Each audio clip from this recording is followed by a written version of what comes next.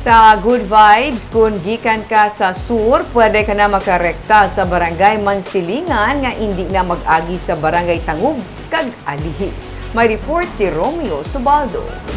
Kung halin ka sa south kag pakanto sa Mansilingan area, hindi mo na kailangan maglabay sa highway sang Tangub o kung sa Alihis kay man diri sa Bacolod Negros Occidental Economic Highway, makarekta ka na subong halin sa Barangay Pahanukoy, labay sa Kabug, kag subong makatabok na sa Barangay Felisa kag rekta pa Mansilingan.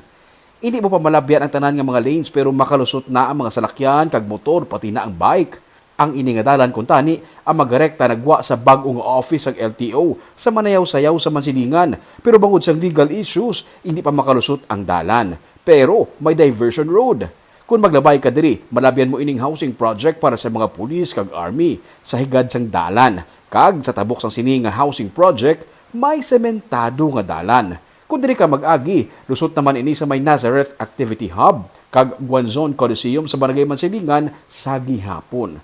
Kung magpatuo ka, dalan ini pamursya kag pakadto sa LTO. Kag kung mapawala, pabalik naman ini sa Mansilingan kag Barangay Alihis. Sang Sabado, nag-andar na ang mga solar lights sa area sang Kabug. Parayon pa ang pagkaayos ng drainage system.